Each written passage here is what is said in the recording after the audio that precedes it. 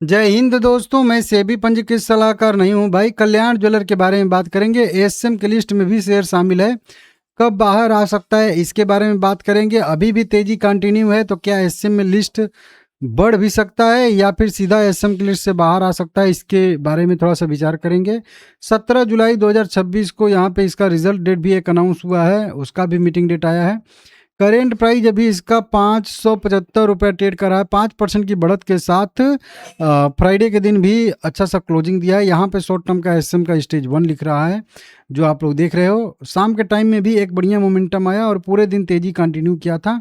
Volume 5.5 crore equity share trade हुए हैं 3000 करोड़ रुपए के, 13% के डिलीवरी परसेंटेज के साथ। मतलब मैक्सिमम इसमें ट्रेडिंग ही हुई है और लगभग यह शेयर एफएनओ बैन में भी मेरे हिसाब से शामिल है। आप लोग चेक कर लीजिएगा, ठीक है ना। सबसे पहले तो वहीं रिजल्ट डेट अनाउंस की कंपनी ने किया है। अनऑडिटेड स्टैंडअलोन और कंसोलिडेटेड कंपनी अपना फाइनेंशियल रिजल्ट घोषित करने वाली है। और साथ में यहाँ पे डिविडेंड, अच्छा नहीं, डिविडेंड नहीं है इसका।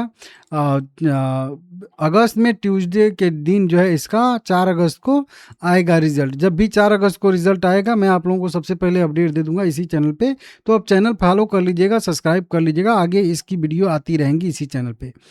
अब देखिए सीधा सीधा बात कर लेते हैं एसएम की लिस्ट का। तो एसएम की लिस्ट की बात करेंगे यहाँ पे। तो शॉर्ट टर्म की लिस्ट में शामिल हुआ था 14 जुलाई 2026 से।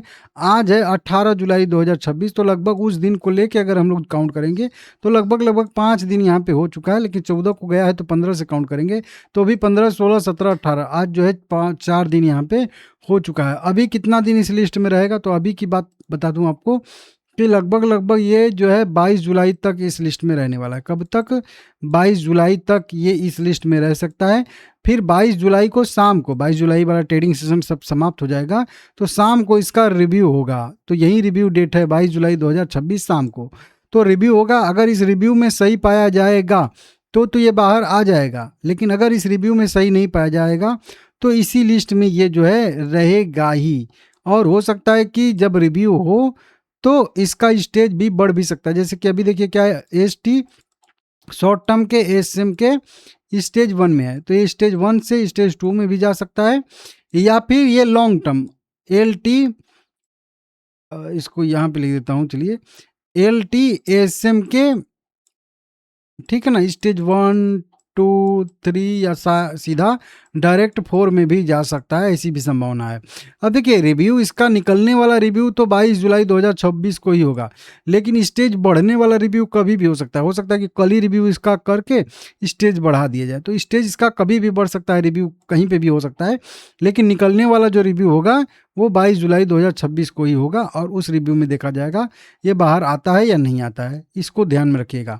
देखिए शेयर में कंटिन्यू मोमेंटम अभी भी आ रहा है और इसमें कई सारे यहाँ पे जो है खबरें बताई जा रही हैं कि अच्छा खासा जो कंपनी ने अपना राजस्व का अनुमान बताया था, बिजनेस अपडेट दिया था, तब से इसमें जो है लगातार कंटिन्यू तेजी देखने के लिए मिल रही है। कह लीजिए एक तरीके से यहाँ पे जब Q4 का बिजनेस अपडेट दिया था तब कई सारे ज्वेलरी ब्रांड इन्होंने जारी किए हैं, कई सारे नए शोरूम जो है इन्होंने खोले हैं। इसके वजह से लोगों को उम्मीद है कि आने वाले कई सालों में कंपनी का प्रदर्शन अच्छा रह सकता है। इसकी वजह से ये तेज़ी कंटिन्यू कर रही है, इस तरीके से भागा जा रहा है।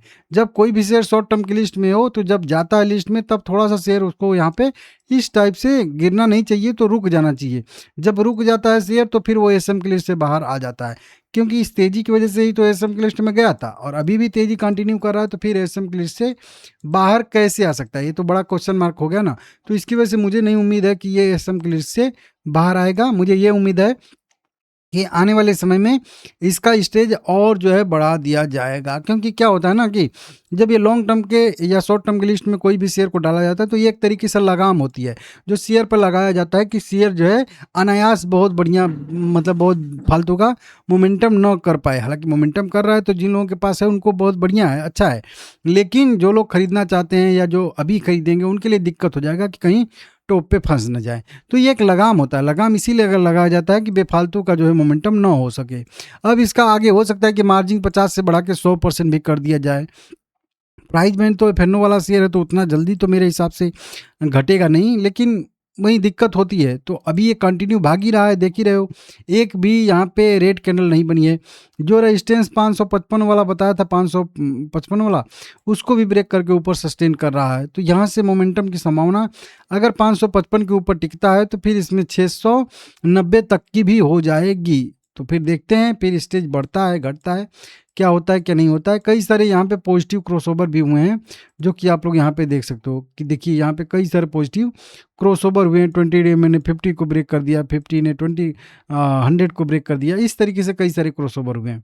तो व्यू देखिए, अभी जो स्ट्रक्चर बना है वो पॉजिटिव है, लेकिन जिस हिसाब से प्राइस मोमेंटम कर रहा है, इसमें एक छोटा सा करेक्शन की संभावना हमेशा बनी रहेगी। नहीं बनी रहेगी तो फिर इसका स्टेज बढ़ाया जाएगा एसएम का, तब फिर इसमें गिरावट आएगी, लेकिन वो जो है लगाम लगेगा ही लगेगा। तो मेरे हिसाब से एंट्री यहाँ पे मत करिए, थोड़ा थोड़ा करके जो है प्रॉफिट बुकिंग करते रहिए।